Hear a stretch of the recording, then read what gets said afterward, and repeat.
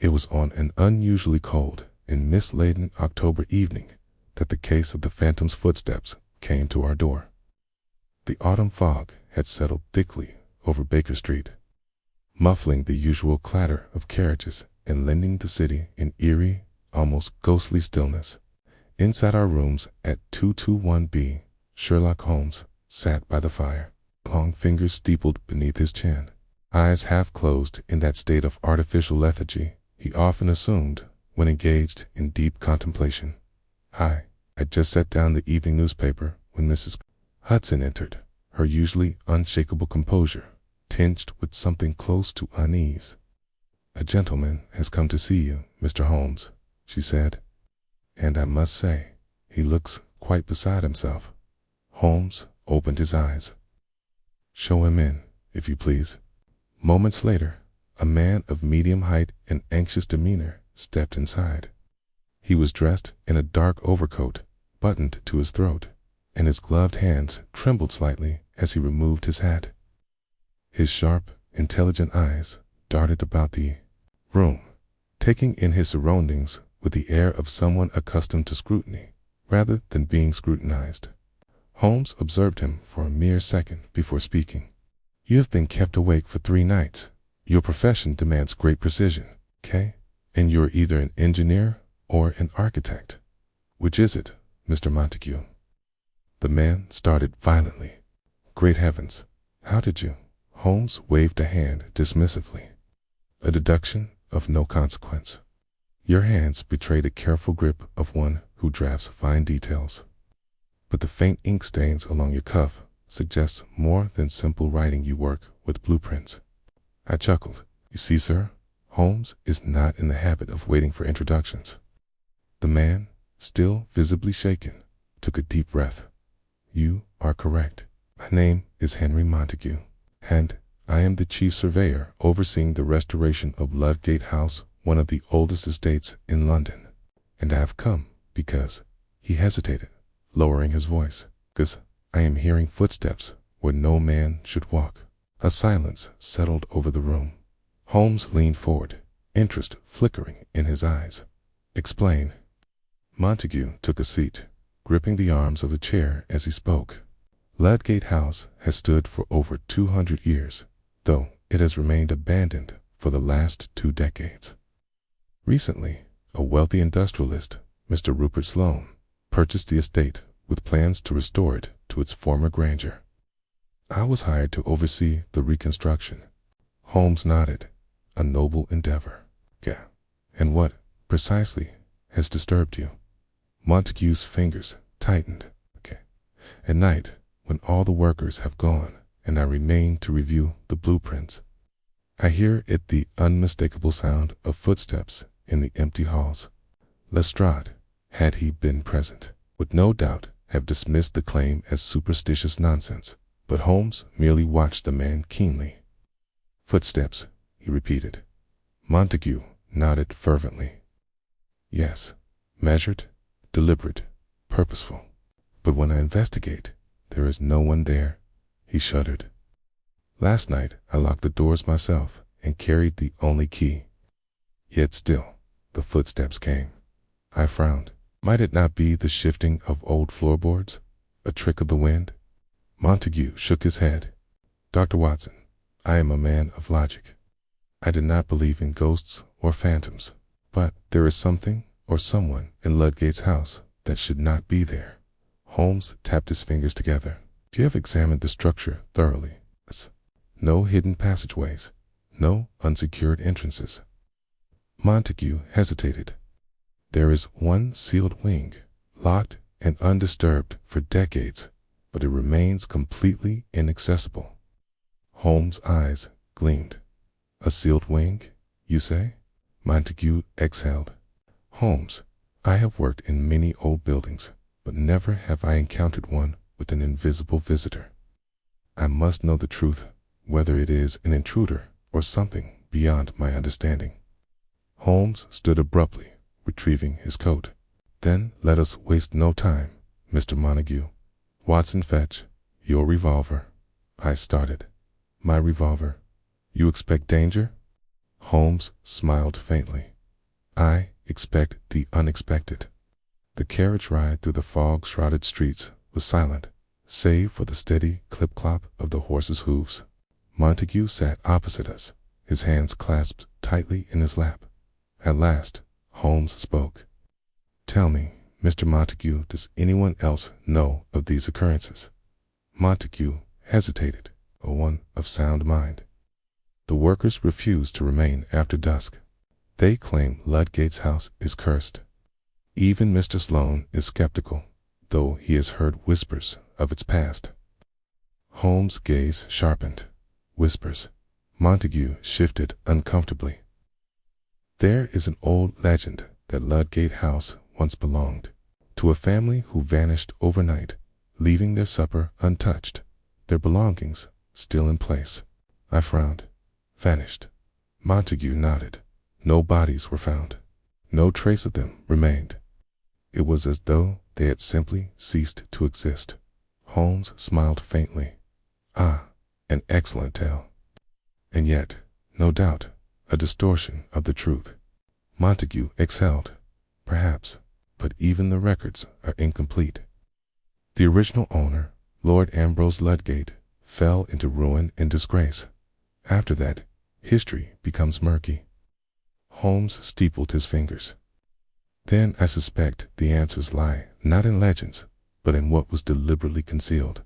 The carriage slowed as we approached the estate. Through the mist, Ludgate House loomed before ESA's vast structure of weathered stone. Its grand facade, worn by time, its windows dark and lifeless. Montague shuddered. "The house is waiting." Holmes smiled. "Then let us not keep it waiting long." Inside, the air was thick with dust, carrying the unmistakable scent of old wood and damp stone. Montague led us through the great hall, where broken chandeliers hung like skeletal remains from the ceiling. Moonlight filtered through the stained glass windows, casting fractured colors upon the warped floorboards. Holmes moved with purpose, his gaze sweeping over the architecture, his ears attuned to every sound. "Where did you hear the footsteps, Mr. Montague?" Montague gestured to a grand staircase leading to the second floor. "Always above, as though someone were pacing the upper corridors." Holmes ascended first, his steps light upon the worn wooden steps. Watson and I followed close behind. Then a sound, soft, measured footsteps. My heart leaped into my throat. Montague froze. "There, do you hear it?" Holmes raised a hand for silence. The footsteps continued. 1, 2, 3, then stopped. Holmes' eyes glowed in the darkness. He took a slow step forward. "Who's there?" The silence deepened, and then, from the shadows of the corridor, a voice, low, distant, and hollow, whispered, "You should not have come." Montague gasped. I felt a chill run through me. Holmes, however, simply smiled. "Excellent," he murmured. "The game is afoot." For a moment, there was nothing but silence in the upper corridors of Ludgate House. The whisper, low, distant, and hollow, still seemed to linger in the air, as though the very walls had absorbed its eerie warning. Montague clutched the banister, his breath unsteady. Who spoke? Holmes, ever composed, stepped forward, his sharp gaze scanning the dimly lit corridor. "That, Mr. Montague, is precisely what we are here to determine." The old floorboards creaked beneath his steps as he advanced, his hand tracing the worn wooden railing. "A curious thing, Watson," he murmured. "A voice that carries in an empty house." I swallowed, feeling the cold air press against the back of my neck. "And yet, Holmes, we all heard it." Holmes smiled faintly. "Precisely why it warrants investigation." He moved toward a door on the left, its surface marred by time, the brass handle tarnished with age. Without hesitation, he turned the knob, locked. He turned to Montague. "You have the keys, I presume?" Montague nodded hastily, fumbling in his coat pocket before producing a heavy iron keyring. The doors were all locked after the last workers left. No one should be here. Holmes took the key, fitting it into the ancient lock. With a slow creak, the door swung open, revealing an empty chamber. The room was sparsely furnished: an old wooden desk, a dust-covered armchair, and a cracked mirror leaning against the far wall. The air smelled of aged parchment and mildew, the faint remnants of a life once lived here. Holmes stepped inside, his gaze darting over the details. "Watson, the lantern, if you please."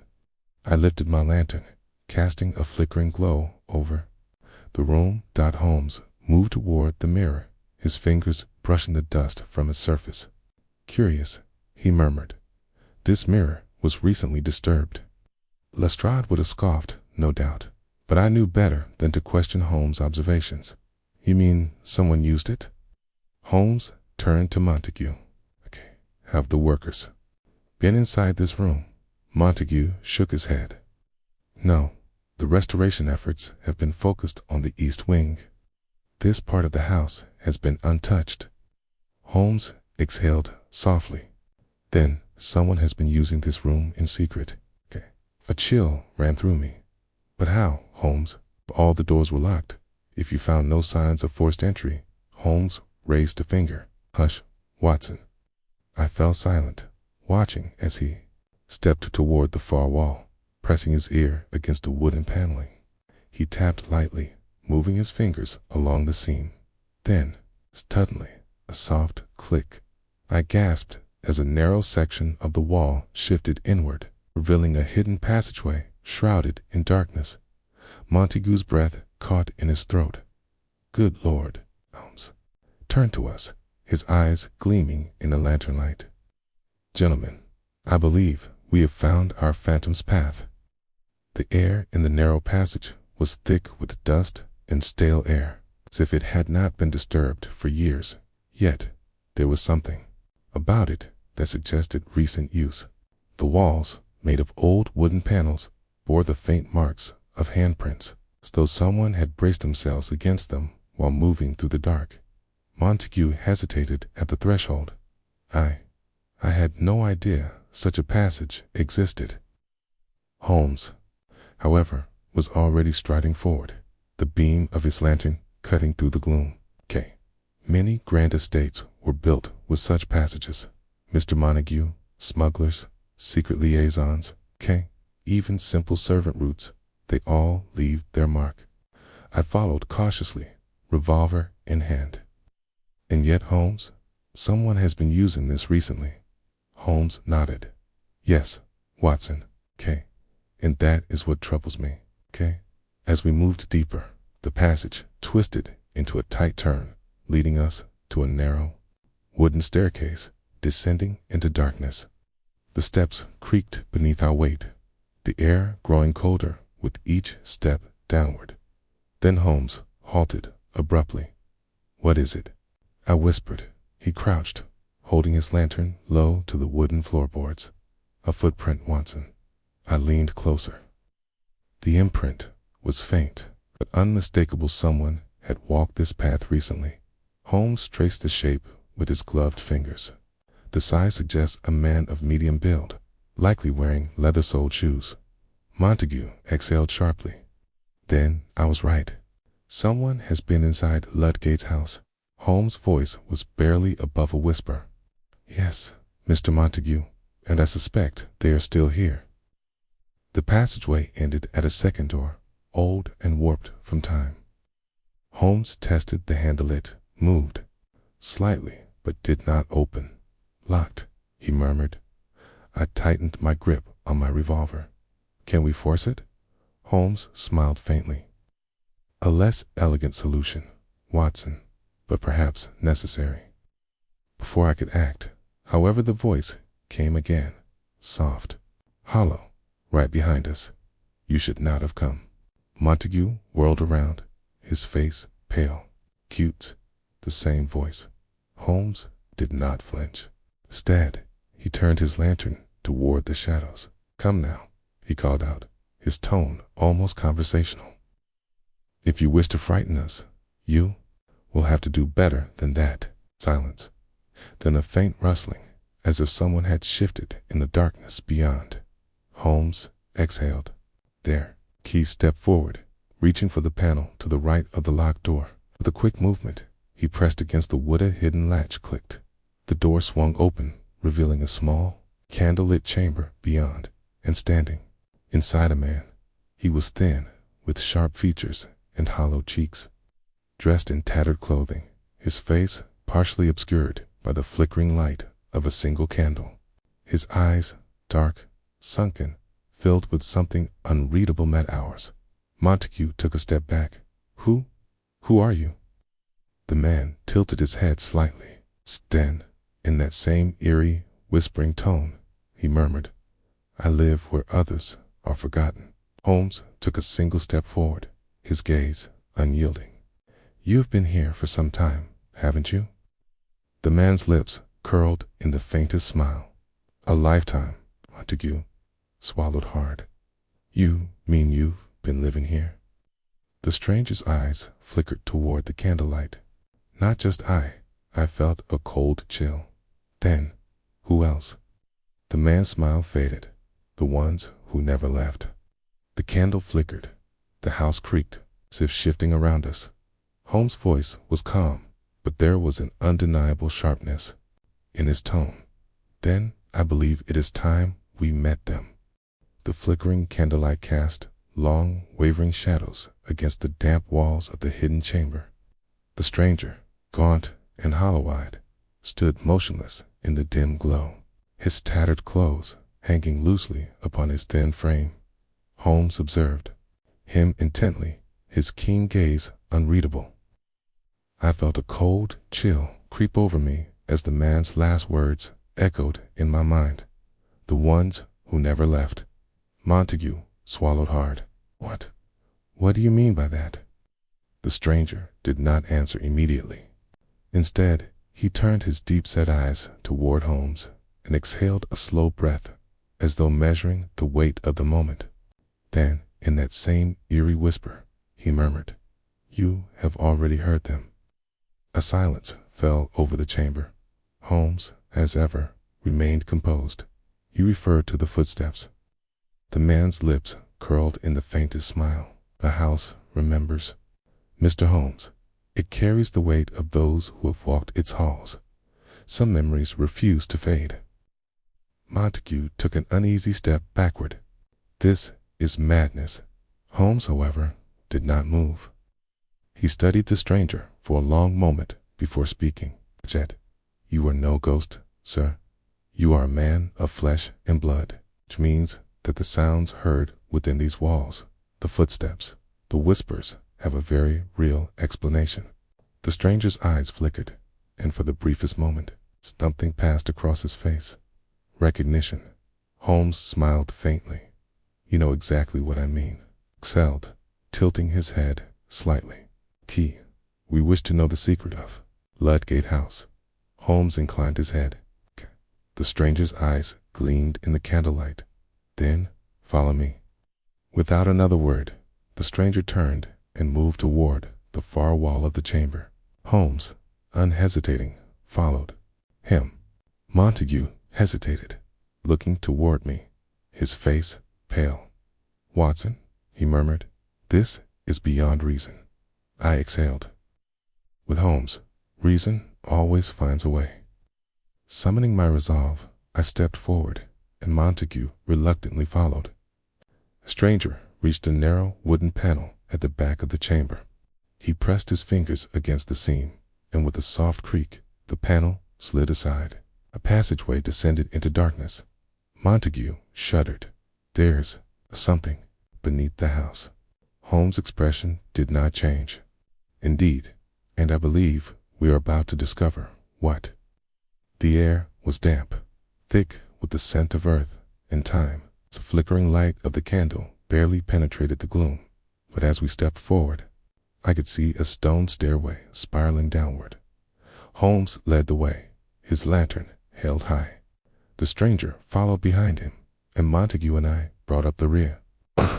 Each step echoed in the narrow, enclosed space. The weight of the house pressing down above us, then dash of faint sound in the darkness. A whisper. I stopped cold, gripping the railing. Holmes, did you hear that? Holmes did not pause, but I saw his eyes flicker in the dim light. Yes, Watson, I did. The whisper came again, faint, distant. Montague was trembling now. I don't like this. I don't like this. At all. Holmes stopped at the base of the stairway. Before us stretched a narrow stone corridor, its walls lined with decayed wooden beams. The air was stifling, carrying the unmistakable scent of age and neglect. The stranger turned to us. Ludgate House has many secrets, but this, he gestured to the passage. This is the oldest. Holmes stepped forward, lantern in hand. And what lies at the end of this path? The stranger's voice dropped to a whisper. The ones who never left. The corridor twisted sharply, leading us deeper underground. The walls were damp, crumbling in places, and the air grew thicker with each step. Then we saw it. A heavy wooden door, reinforced with iron bands, loomed at the end of the corridor. The stranger stopped before it, his face unreadable. This door, he said, his voice barely above a murmur, has been sealed for over a century. Holmes raised an eyebrow. And yet, you know what is behind it? The stranger nodded. I have heard them. Montague shivered. Heard what? The man turned to him. The voices of the forgotten. Silence followed. Then, slowly, Holmes stepped forward. He studied the door for a moment, then reached into his coat and produced a small steel tool. Stand back. He pressed the tool into the rusted lock, twisting it carefully. The mechanism groaned, resisting after so many years of disuse, and then a sharp click. The door creaked open. A rush of stale air escaped from the chamber beyond, carrying with it the scent of old decay and stone. I lifted my lantern, peering inside, and there a row of wooden chairs, cleased neatly in a circle, and upon them bones. Montague let out a strangled gasp. Good Lord! Holmes, however, did not flinch. He stepped inside, his lantern casting long shadows against the aged skeletons that sat eerily arranged, as though they had gathered for a final meeting. I swallowed hard. Holmes, what is this place? Holmes knelt, examining one of the skulls, his fingers tracing the faint indentations along the bone. Then he exhaled, softly. A meeting chamber, he murmured, for men who never left. Montague's voice trembled. You mean they were sealed in? Holmes stood, brushing the dust from his coat. I suspect we have just uncovered the forgotten chapter of Ludgate House's history. He turned to the stranger. You knew about this? The man's eyes gleamed. Not in full. But I knew something lay hidden beneath. And I knew the house. Will not forget. Holmes folded his arms. This was not a supernatural occurrence, but a crime hidden by time. I inhaled deeply. Then the footsteps, the whispers. Holmes nodded. Traces of a past long buried, a past that someone, somewhere, wished to keep hidden. Montague shuddered. But why? Why would anyone do this? Holmes turned back to the circle of bones. That, he murmured, is what we must now uncover. As we stood in the cold chamber beneath Ludgate House, I could not shake the unsettling feeling that we had awakened something long forgotten, and someone, somewhere, did not want us to remember. The underground chamber beneath Ludgate House lay in eerie stillness. The circle of chairs, occupied only by bones, their brittle remains long surrendered to time. My lantern flickered, casting shifting shadows over hollow-eyed skulls and dust-coated garments, remnants of a night that had been sealed away for over a century. Montague stood frozen, his breath shallow. They were left here, he whispered, left to die. Holmes, ever composed, circled the chamber with slow, deliberate steps. "Not simply left," he murmured. "Arranged." I turned to him. "Arranged." Holmes nodded, gesturing toward the positioning of the skeletons. They were seated in a perfect ring, their hands resting upon their laps, their spines still aligned. No signs of struggle, no desperate clawing at the walls. His voice lowered. "Whatever transpired here, they did not resist it." Montague exhaled sharply. "Then what killed them?" Holmes crouched beside one of the remains, his gloved fingers tracing the faint fractures along the skull. His sharp eyes narrowed. "This was no natural death." He gestured for me to kneel. "Watson, observe the cranial structure. What do you make of these indentations?" I leaned closer, examining the small circular markings at the base of the skull. A chill ran through me. "Blunt force trauma," I murmured. "Each of them suffered a similar wound." Montague inhaled sharply. "You mean they were executed?" Holmes nodded. "Precisely. These men did not come to this room to die. They were brought here to be silenced." A long silence followed, thick with the weight of our discovery. Then Montague shuddered. "But who were they?" Holmes rose, brushing dust from his coat. "That, Mr. Montague, is our next question." Holmes turned to the stranger, the hollow-eyed man who had led us to this chamber. "You knew of this place?" he said. "Perhaps. Not its full nature, but you suspected its purpose." The man's fingers trembled slightly. I have lived in these walls. I have felt their echoes." Holmes studied him. "And yet, you never opened this door." The man exhaled. "There. Our secret's one is not meant to disturb." Holmes smiled faintly. "And yet, here we stand." I noticed Holmes' keen gaze shift toward the back wall of the chamber. Okay. Unlike the others, it was smooth, the stone unmarked by time or decay. Okay. He moved toward it, running his fingers along its surface. Then he halted. His hand rested upon a single, faint engraving hidden beneath the dust. He knelt, brushing away the dirt to reveal a name. Montague gasped. "Good Lord." Stepped forward, my heart pounding as the letters became visible. A. Ludgate. Holmes' expression darkened. Ambrose Ludgate. Montague's face paled. The original owner of Ludgate House. Holmes exhaled. "Indeed. And, if I am not mistaken," he pressed his palm against the engraved stone. A soft click echoed through the chamber. Slowly, the wall shifted inward. Montague stumbled back. A hidden compartment. Holmes stepped forward, his lantern casting a glow upon a recess in the wall. Inside, stacked neatly beneath layers of dust, were bundled parchments, faded ledgers, and bound journals. I reached for the nearest ledger, opening it carefully. The ink had faded, but the words were still legible. As I read aloud, my voice barely above a whisper, I felt the weight of an old truth pressing upon us. Minutes of the last gathering of the Society of the Veil, October 3rd, 1819. Holmes' expression remained unreadable. A secret society. Montague's voice shook, hidden beneath Ludgate House. Holmes exhaled slowly. "Now we begin." To understand, we laid the old journals and ledgers upon the dust-covered table in the chamber's center, poring over their fragile pages. Holmes read with an intensity I had seen only when a mystery was at its most delicate turning point. "Society of the Veil," he murmured.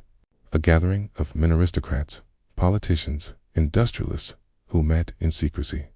Montague, reading over his shoulder, paled. "They spoke of influence, of controlling information." I frowned, flipping through one of the journals. But why would such a group be buried here? Holmes did not answer immediately. He turned another page, his sharp gaze locking onto a list of names. His fingers traced over them. Then he exhaled, because their influence became a threat. Montague leaned closer. "What do you mean?" Holmes tapped a passage written in hurried script. "This entry dated October 3rd, 1819, suggests that the society was betrayed from within. Read aloud. He has revealed too much. The veil is at risk.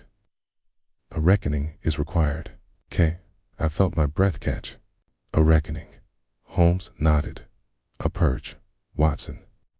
These men were deemed liabilities, and someone ensured they were removed. Montague exhaled sharply. You mean they were lured here? Holmes folded his arms. Yes, someone arranged for them to gather one final time, and then he gestured toward the silent circle of bones. Montague swallowed. But who orchestrated this? Holmes turned to the last page of the journal. At the bottom, written in bold, deliberate strokes, was a name. Rupert Alden. Montague blinked. Alden. Holmes nodded.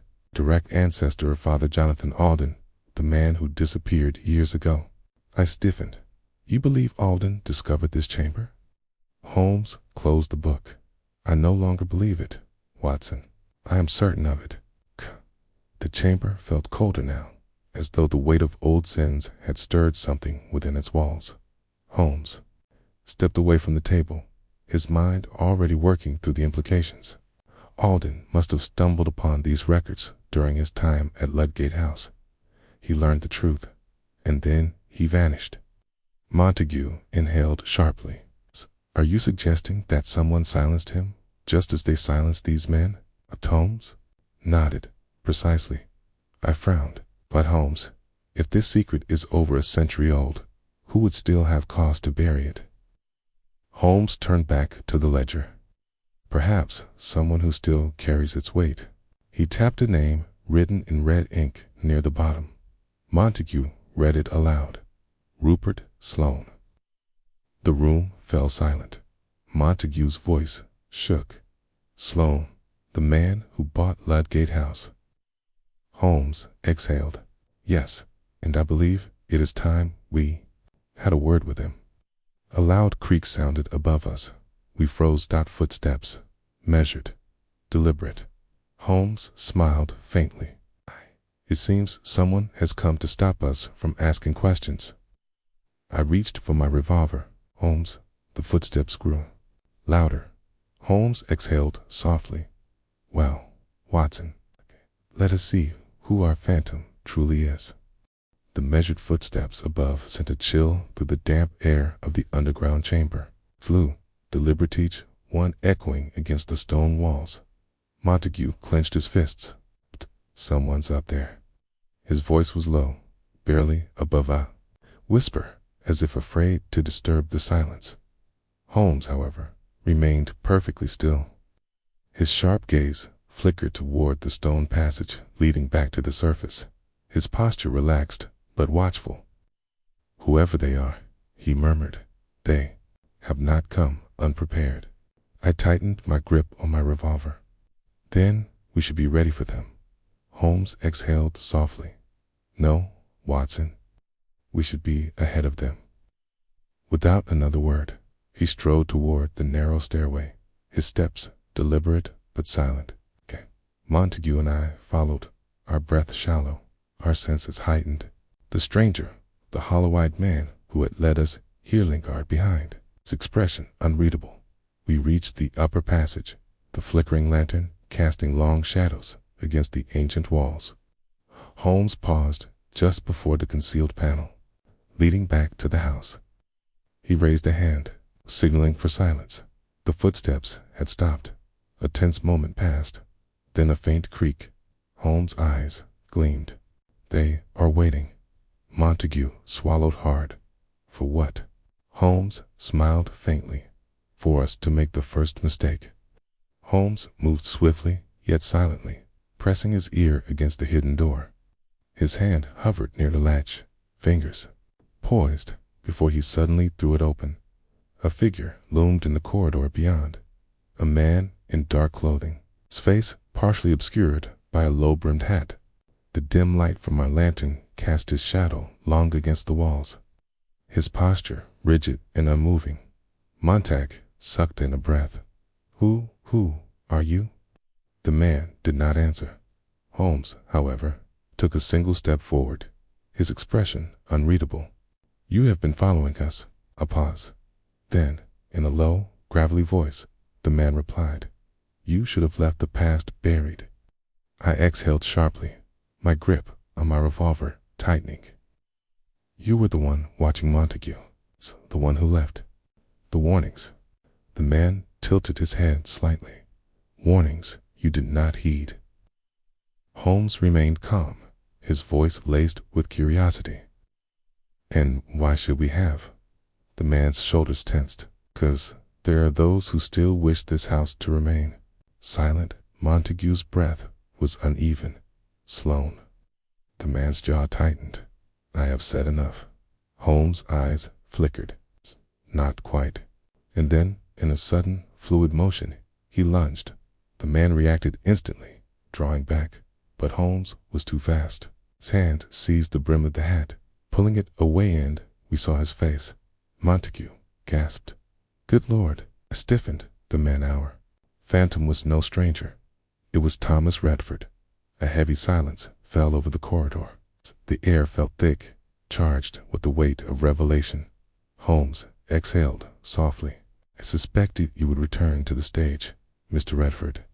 The man's sharp, intelligent eyes flickered between us, calculating. He no longer wore the carefully tailored suit we had last seen him in.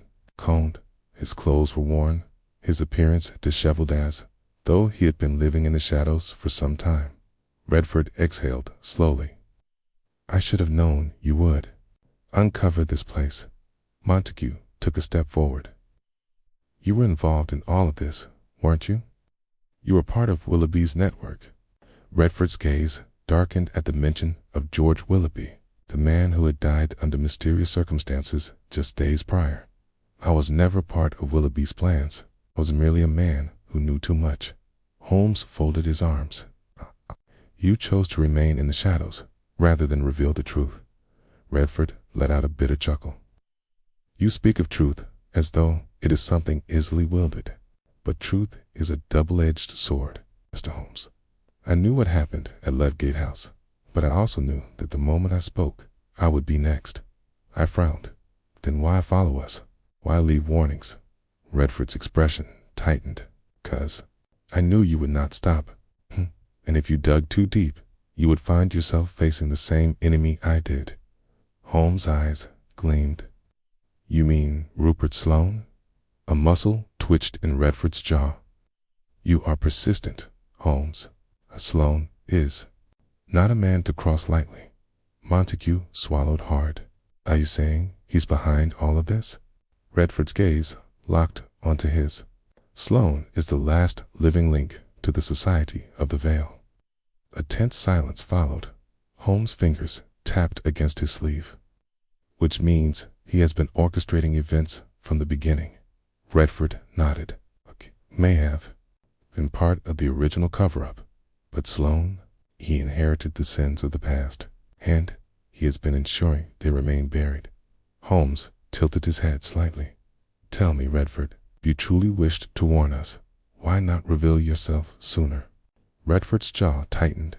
"Because Sloane has eyes everywhere." Holmes' voice remained calm but firm. "And now that you have revealed yourself?"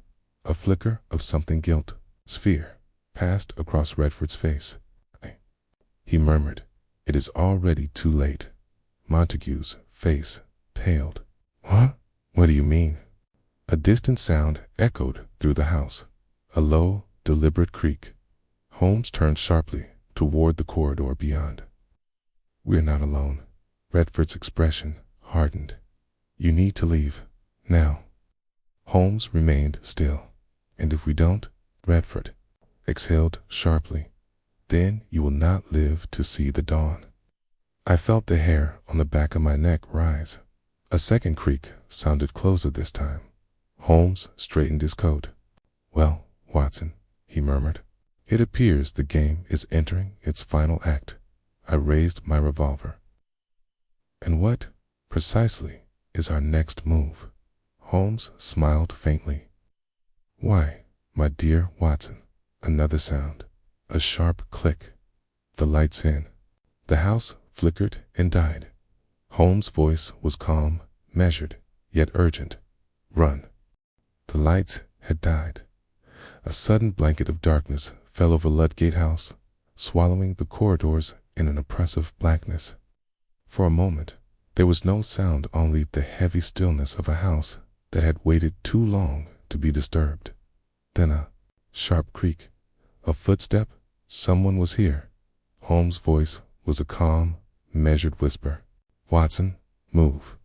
I felt his hand close around my arm, pulling me away from the passage where we had confronted Thomas Redford only moments ago. Montague's shaking breath echoed beside me. I could feel his fear. It matched my own. Redford, his voice low, hissed, "We have to get out. Now." Holmes, however, remained perfectly still. I could not see his face in the darkness, but I knew the look his mind was already working, already calculating. Then he whispered, "No, we must go deeper." Montague let out a strangled whisper. "Deeper? Are you mad?" Holmes ignored him. "Whoever cut the lights did so for a reason. Stay want us blind, which means, my dear Watson, we must see without our eyes." The footsteps came again, measured, controlled. Holmes exhaled. "Follow my lead." Then we moved. Holmes navigated the corridors as though he had walked them 100 times before. His steps were swift but silent, his posture low and controlled, as though anticipating the very walls might shift against him. I followed close behind, gripping my revolver, Montague muttering curses under his breath as he stumbled over unseen obstacles. Redford, to my surprise, moved with equal silence, his years of hiding making him a ghost among shadows. Somewhere behind us, the footsteps quickened. Holmes turned a corner, pulling us into a side chamber just as a figure appeared at the far end of the corridor. A flicker of lantern light, the glint of something metallic. Holmes pressed a finger to his lips. Silence. We waited. The figure paused. For a moment, I feared they had seen us. But then, after a long moment, the light dimmed as the figure turned in the opposite direction. Holmes exhaled softly. Montague clenched his fists. "Who are they?" Redford's voice was grim. "Sloane's men." Holmes nodded. "Which means Sloane himself is not far." I frowned. "But how did they know we were here?" Holmes' voice was quiet. "Because, Watson, we triggered the final move. We pressed deeper into the unexplored halls of Ludgate House. The once grand estate, now a maze of shadows and secrets. Holmes' steps were swift but deliberate. We must reach the East Wing." Montague hissed. "Why? What's in the East Wing?" Holmes did not slow. "The truth." Redford exhaled sharply. You think Sloane left something there?" Holmes nodded. "No man buries the past unless he fears it will rise again." We hurried through a series of long abandoned rooms, dust and decay clinging to the air. The walls bore the faint scars of history scratches along wooden panels, remnants of old fixtures, the ghostly outlines of portraits long removed. Then we reached a large set of double doors. Holmes pressed his palm against the old wood. "This room was sealed long ago." I swallowed. "Then why does it feel like someone's been here recently?" Holmes smiled faintly. "'Cause they have." Then, without hesitation, he pushed open the doors. The east wing of Ludgate House had once been a grand hall, but now it was a place of dust and silence. The walls were lined with tall bookshelves, the floor covered in a fine layer of untouched dust. No, not untouched. Holmes knelt immediately, his fingers tracing a faint trail of footprints leading toward a far cabinet. Montague's breath hitched. Someone was here. Holmes exhaled. Not just someone, Sloane.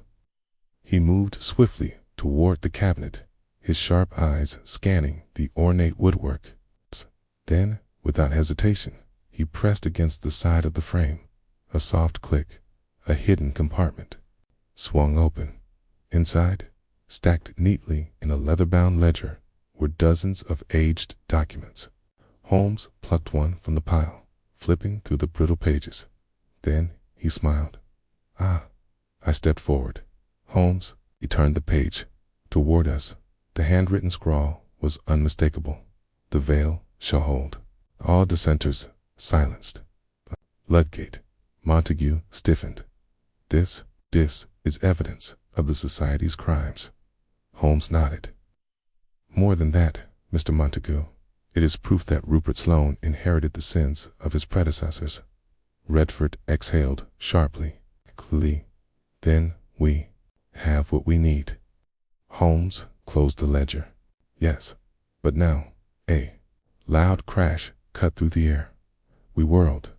The doors had been thrown open, and standing in the doorway, a pistol raised, was Rupert Sloane. Rupert Sloane was a tall man, his face lined with age, but his posture still rigid with power. His piercing blue eyes locked onto Holmes with something between contempt and amusement.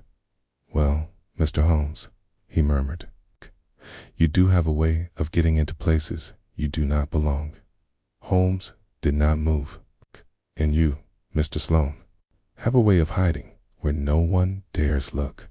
Sloane smirked. "A skill, I assure you." I stepped forward, revolver in hand.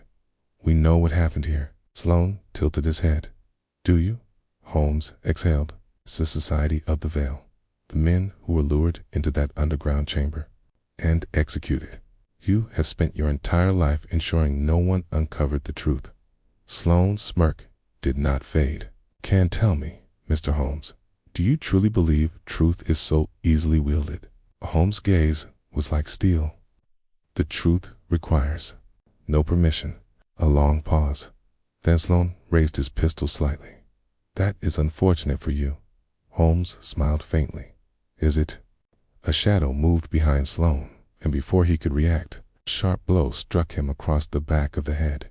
His pistol clattered to the floor. Montague gasped. "What?" Sloane collapsed, revealing Inspector Lestrade standing behind him, his baton still raised.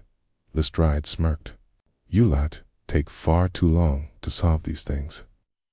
Holmes let out a quiet chuckle. "Ah, Lestrade. Always the dramatic entrance."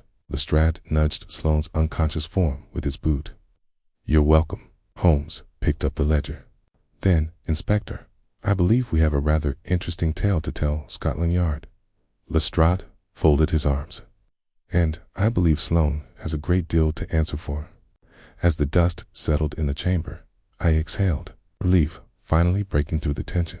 But in the distance, beyond the grand windows of Ludgate House, the moonlight revealed a single set of faint footprints leading into the mist. Holmes saw them, too, and his expression darkened, because this was not yet over. Rupert Sloane lay unconscious on the wooden floor of Ludgate House's east wing, his pistol discarded beside him. Lestrade nudged him lightly with his boot, exhaling in satisfaction. "Well, I'd say that's the end of that." The inspector muttered. Holmes, however, did not share his sentiment. His sharp gaze had fixed upon something beyond the windows, the faint trail of footprints leading into the mist. I followed his gaze, a chill creeping over me. The footprints were fresh, vanishing into the swirling fog beyond the courtyard. Montague, still shaken, frowned. "But Sloane is here. Who else could be out there?" Holmes did not answer immediately. Instead, he strode toward the broken window, his sharp eyes scanning the grounds below. His fingers tightened around the aged leather ledger. We had uncovered moments ago the proof of Sloane's inheritance of the Society of the Veil's crimes. Then he murmured, almost to himself, "The past never stays buried, Watson, and neither do those who seek to control it." Lestrade folded his arms. "You're telling me this isn't over?" Holmes exhaled. "No, Inspector, not yet." Moments later, we were outside, stepping cautiously onto the damp earth of Ludgate House's courtyard. The night air was thick with fog, curling around the ruins of the overgrown hedges and the crumbling stone path that led to the manor's outer grounds. Holmes knelt beside the footprints, his fingers barely brushing the soft earth, still fresh. Whoever left these prints was here only minutes ago. Redford, who had remained silent since Sloane's capture, spoke at last. "You think someone was watching us?" Holmes straightened, brushing dust from his coat. "No, Mr. Redford. I think someone was waiting."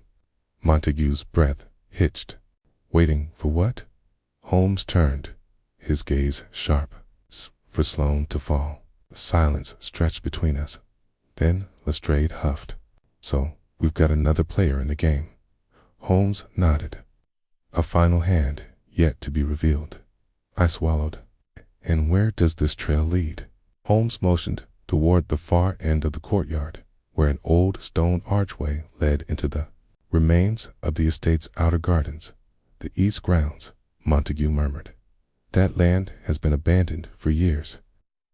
Holmes gave a tight smile. "Then it is precisely where we must go." And with that, he followed the footprints into the mist. The eastern grounds of Ludgate House had long since been reclaimed by time and neglect. The remnants of a once grand garden lay in disrepair. Marble statues covered in vines, stone pathways cracked and overtaken by weeds. The footprints led us deeper, winding through the ruins until they stopped abruptly before a crumbling stone gazebo, half hidden beneath a canopy of overgrown ivy. Lestrade frowned. "The trail ends here." Holmes tilted his head slightly, his eyes narrowing as he examined the ground. "No." He stepped closer, his keen gaze flickering over a series of disturbed leaves along the gazebo's floor. Then, with a single, sharp motion, he kicked aside the debris, revealing a trapdoor. Montague let out a gasp of disbelief.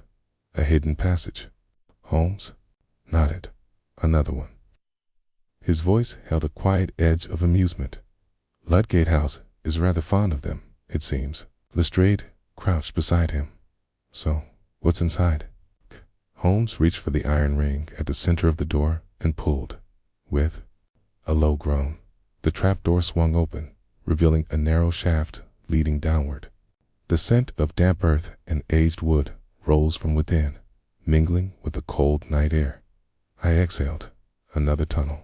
Holmes smiled faintly. "The last piece of the puzzle, I suspect." Without hesitation, he began his descent. The tunnel beneath the gazebo was older than the others, its walls lined with rough-cut stone, the air heavy with the weight of time.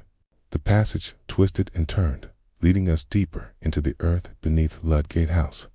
Redford's voice was quiet. "I never knew this was here." Holmes' lantern flickered, casting elongated shadows against the damp walls. "'Cause it was meant to be forgotten." We moved cautiously, each step careful. The earth beneath our feet was uneven, the walls tight and pressing inward. Then, just as I began to wonder if this tunnel would lead to another dead end, Holmes halted. His lantern illuminated a wooden door, its surface aged but intact. Montague inhaled sharply. Another chamber. Holmes' expression darkened. "Perhaps. But there is something different about this one." Lestrade scowled. "It's only one way to find out." Holmes exhaled and reached for the handle. The door swung open. Inside the chamber, the walls were lined with crumbling bookshelves, the remnants of a desk pushed against the far wall. Papers lay scattered across the floor, as if someone had ransacked the room in haste.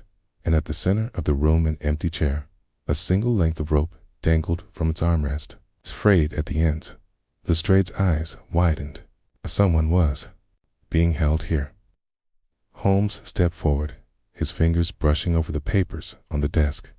He lifted one of them, scanning it swiftly. Then his expression hardened. "What is it?" asked. Holmes handed me the paper. It was a letter. The ink was hurried, the strokes uneven, but the words were clear. "The veil has fallen. I am the last." The past must not die with me. Montague frowned. Who wrote this? Holmes did not answer immediately. Instead, he turned toward the far wall, where a second door stood slightly ajar.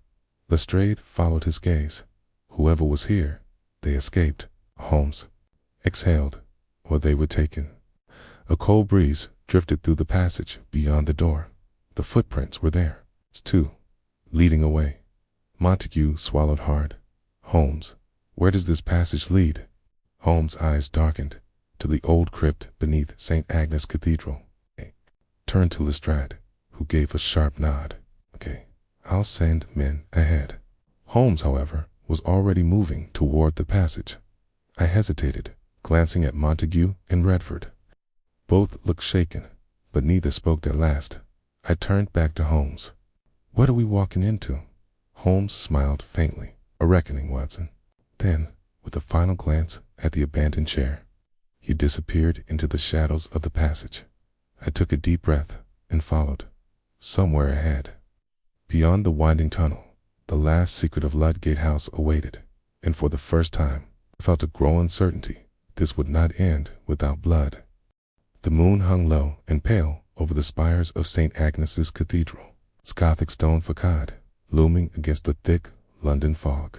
The ancient church, nestled among the narrowing streets, had long stood as a sanctuary to the city's lost souls and, if Holmes' deductions were correct, it now harbored the final missing piece of the puzzle. We stood at the foot of the cathedral's great doors. The trail of footprints from Ludgate House leading us directly to this place. Lestrade exhaled, his revolver in hand. So, tell me again, Holmes, who exactly are we looking for? Holmes' sharp gaze flickered toward the towering stone archway. Tease, a survivor. Inspector. I adjusted my coat, glancing uneasily toward the shadows beyond the churchyard gates. You mean the prisoner? The one being held beneath Ludgate House? Holmes nodded. Indeed, Watson. Someone who was meant to remain hidden forever. Redford, still visibly shaken from our discovery of the secret chamber, spoke at last. Who would take refuge here? Holmes gave a faint smile. A man who no longer wishes to run. With that, he pressed against the heavy wooden doors. They creaked open, revealing the darkened nave beyond, and then we stepped inside. The interior of St. Agnes Cathedral was hushed and hollow, the air thick with the scent of aged wood and candle wax. Flickering lanterns lined the stone walls, their glow casting long shadows across the high vaulted ceiling. Holmes moved forward without hesitation, his steps light against the ancient flagstone floor. This place has long been a refuge for those seeking sanctuary, he murmured. Lestrade frowned. You expect me to believe that a fugitive from a century-old conspiracy just walked into a church and disappeared? Holmes smiled faintly. No, Lestrade. Expect you to believe that someone inside this church is hiding him. At that moment, a rustling from the far end of the nave caught our attention. Holmes raised a hand, signaling for silence. We followed. The sound passed the pews, deeper into the cathedral, until we reached the entrance to the undercrofted, narrow wooden staircase leading below. Holmes' fingers traced the edge of the stone railing. This passage leads to the crypt. Montague hesitated. And you believe he's down there? Holmes' expression darkened. I do. Without another word, he descended. The underground crypt of St. Agnes was cold and silent, its stone walls lined with ancient tombs, their engravings worn smooth by time. Candles flickered in alcoves, illuminating a narrow corridor leading further into the depths. Then a movement in the shadows. Holmes stopped abruptly. His voice, when he spoke, was calm but clear. Come now. You've led us here. It's a time for hiding is over. Long silence. Then, from the darkened recess of the crypt, a figure emerged. He was thin and pale, his features drawn with exhaustion. A man in his 50s, his once refined clothing now little more than rags, draped over a frail frame. Montague inhaled sharply. Good Lord. The man blinked at the candlelight, as though the world itself was unfamiliar to him. His gaze lifted. Slowly then, as recognition dawned, he let out a shuddering breath. You? His voice was hoarse and cracked, barely above a whisper. You found me. Holmes studied him carefully. You are the one who escaped Ludgate House. To the man. Nodded, weakly. Yes. Lestrade stepped forward, his brows furrowed. And just who the devil are you? The man swallowed, his gaze flickering toward the ancient tombs surrounding us. Then he exhaled and spoke the name that stopped us all cold. My name is William Alden. A sharp silence fell over the crypt. Montague's breath caught. Alden? You're an Alden? The man gave a slow nod. I am. The last of them. Holmes' voice was soft but firm. You are Jonathan Alden's brother. Alden let out a trembling exhale. I was. His gaze flickered with pain and regret, and I am the last one alive who knows the truth. Holmes knelt before Alden, his voice low and even. You were held at Ludgate House. Alden nodded. For years. I was a prisoner in my own home. Montague looked shaken. But why? What was so important that they would keep you hidden for decades? Alden swallowed hard. Because I knew the truth. Holmes remained still. The truth about the Society of the Veil. Alden gave a small, bitter laugh. Was there, mister? Holmes. I watched it happen. His voice trembled. I saw them, the men who were taken into that chamber. I heard them plead for their lives. A silence fell over the crypt. Then Alden's voice dropped lower, filled with haunted remembrance. I was young when it happened. Too young to be part of their world, but old enough to understand. My father, Rupert Alden, was one of them. One of the men who ensured that those who spoke too freely were silenced. I shivered. You mean the men in the underground chamber? Alden nodded. They were brought there under false pretenses a meeting of their society. They believed. But my father knew better. His voice cracked. It was a slaughter, Mr. Holmes. A quiet, controlled execution. And once it was done, they sealed the room behind them and buried the past. Lestrade looked pale. And you saw all this? Alden exhaled. I did. His eyes darkened. And so did my brother. Holmes' gaze sharpened. Jonathan Alden. Alden nodded. Jonathan was the first to realize what had happened. He tried to expose the truth. But the moment he did, he vanished. Montague's hands clenched. You mean they murdered him? Alden's voice grew hoarse. Jonathan wasn't murdered. He was taken. A heavy silence followed. Then Holmes spoke, his voice cold. Taken by Rupert Sloane. Alden looked away. That was all the confirmation we needed.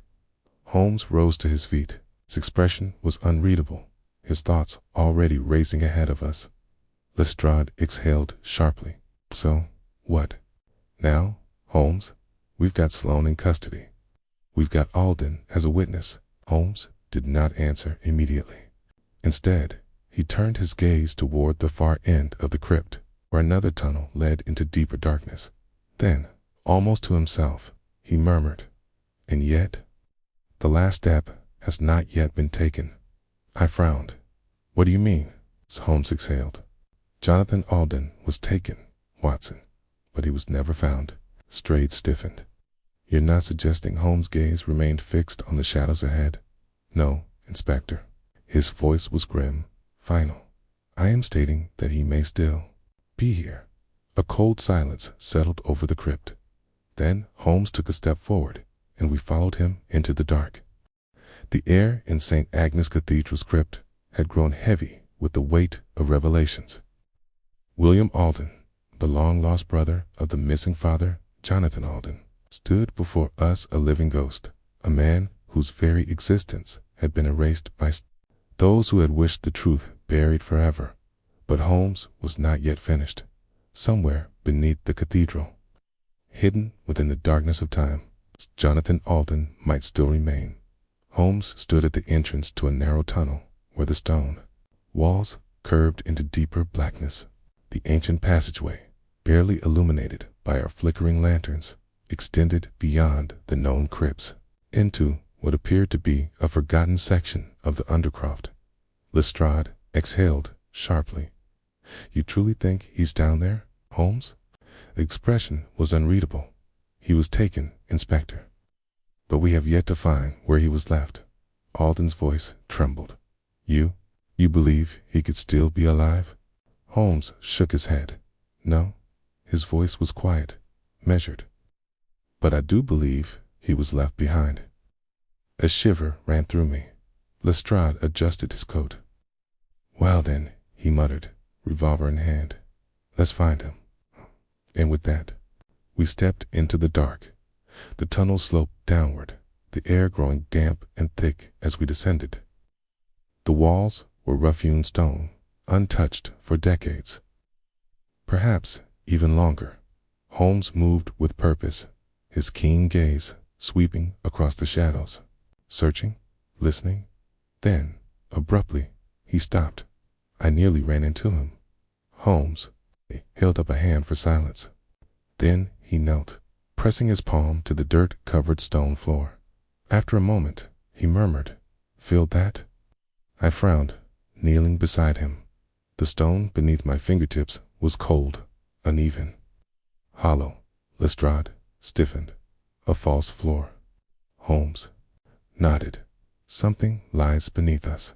Montague exhaled sharply. A hidden chamber." Holmes straightened. "Watson, your lantern." I lifted the lantern higher. The flickering light revealed the faint outline of a rectangular trapdoor, its edges barely visible beneath the grime and dust. Holmes pressed his fingers against the seam then. With a sharp push, he triggered a hidden mechanism. With a low groan, the stone slab shifted, revealing a dark void below. A ladder descended into what appeared to be a sealed chamber beneath the crypt. Lestrade muttered, "A curse. Another one." Holmes gave a faint smile. "I believe, Inspector, that we have found the last secret of the Society of the Veil." Without hesitation, he began his descent. I exhaled and followed. The chamber below was small, silent, and utterly forgotten. The air was stale, the walls stained with time, the remnants of old wooden beams crumbling into dust. The room was barely large enough for the four of us to stand, but it was not empty against a far-walling iron-barred door. A cell. Montague inhaled sharply. "My God." Holmes approached the rusted bars, his expression unreadable. His fingers traced the iron, then moved toward the old lock, its metal corroded with age. It was never meant to be opened again. Lestrade swallowed. "Are we sure?" Holmes did not answer. Instead, he reached for the lock, twisting it with deliberate force. With a sharp snap, the brittle metal broke away, and then Holmes slowly pushed the cell door open. Inside the cramped cell, long undisturbed, a figure sat motionless, the remains of a man, still draped in the faded robes of a priest, his skeletal form leaning against the back wall, his hands bound before him in rusted iron shackles. William Alden's breath hitched. "Jonathan." I felt a cold chill creep through me. Holmes stepped inside, his keen gaze sweeping the silent remains. He knelt beside the body, his fingers moving lightly over the fragile bones. Then, in a voice barely above a whisper, he murmured, "He was left here to die." Lestrade exhaled. "So, it's true. They took him," silenced him. Holmes nodded grimly. Jonathan Alden knew the truth, and for that, the Society of the Veil ensured he would never speak again. Montague swallowed. But why here? Why bury him beneath the church? Holmes' expression darkened. "'Cause they wanted him to disappear completely." He gestured to the marks along the floor, the faint traces of old blood. The scratches along the stone walls. He was left alone, abandoned in darkness, and yet he fought. I shivered, staring at the scratches along the stone. They formed. No words, only the desperate marks of a man who refused to be forgotten. A deep, heavy silence filled the air. Then Alden, his voice thick with grief, whispered, "I am sorry, Jonathan." Holmes exhaled softly. "He is at peace now, Mr. Alden, but his story's not over." Lestrade cleared his throat. "We'll have this chamber investigated properly. Jonathan Alden will not remain hidden any longer." Holmes nodded. "Good. Then." He turned, his sharp gaze fixed on William Alden. "Because now, Mr. Aldenet, it's time for you to tell the world what happened here." Alden's hands trembled, but he nodded. "I will." Holmes smiled faintly. "Then justice, at last, will be served." As we ascended the ladder back into the crypt, I felt a strange weight in my chest. The case was nearly over. The mystery that had begun with phantom footsteps had led us to the forgotten grave of a man who had been silenced for knowing too much. But as we reached the main chamber, I noticed something. The trail of footprints we had followed hither, ones leading to the cathedral, had disappeared. Holmes saw it too. He stared at the threshold for a long moment, his brow furrowing. I hesitated. "Holmes," he exhaled slowly. "Something is missing, Watson." Lestrade frowned. "Missing?" Holmes glanced back toward the crypt. "The footprints led us here. But if Alden was the one who fled Ludgate House," he turned back toward the entrance, his eyes narrowing. "Who was leading us?" Cold breeze swept through the church, and for the first time I felt a growing sense of unease, because somewhere beyond the cathedral walls, another shadow still lingered, and they were watching. The bells of St. Agnes Cathedral tolled in the distance as we emerged from the crypt, the cold London night pressing in around us. The trail of footprints that had led us here at the final breadcrumb in our journey had vanished. Holmes stood at the threshold, silent and unmoving. His sharp eyes scanned the empty churchyard, his mind already racing ahead of us. Lestrade exhaled. "Well, I'd say that's that. We've got Sloane, we've got Alden's testimony, and we've uncovered the fate of Jonathan Alden. The case." As Holmes held up a hand, Lestrade scowled. "Oh, don't tell me." Holmes' voice was quiet, but firm. "It is not over." I frowned. "But Holmes, we have all the answers." Holmes' fingers tightened behind his back. "No, Watson. We have almost all the answers. And the difference between almost knowing the truth and truly knowing it is the difference between solving a case and missing the most vital piece." Montague hesitated. "Then what are we missing?" Keyes turned, his gaze settling on William Alden, who stood at the entrance to the church. The weight of years of silence pressing upon him. "A final question," Holmes murmured. "Who brought you here?" Alden blinked. I don't understand." Holmes took a step closer. His voice was calm but precise. "You were a prisoner at Ludgate House. Someone freed you. Someone led you here. And yet, when we arrived, they were gone." Alden hesitated. I never saw them. Only a whisper in the dark, a voice urging me to run." Holmes' gaze sharpened. "In the voice, was it familiar?" Alden swallowed. "I thought it was Jonathan." A silence stretched between us. Then Lestrade scoffed. "That's impossible. Jonathan Alden's been dead for decades." Holmes nodded. "Precisely." Montague stiffened. "Then who led him here?" Holmes turned, his eyes narrowing. "That, gentlemen, is what we must find out." Holmes moved quickly, retracing the path we had taken through the churchyard. The mist swirled around us, the shadows stretching across the damp cobblestones. Then a movement in the fog. Holmes halted abruptly, his sharp gaze locked onto a distant figure moving beyond the old iron gates of St. Agnes. Lestrade cursed. There. The figure vanished into the mist. Holmes' voice was low. "Follow me." And with that, we gave chase. The narrow streets of London twisted around us, the fog pressing against every alley and passage. Holmes moved with absolute certainty, weaving through the darkness as though he knew exactly where the figure was leading us.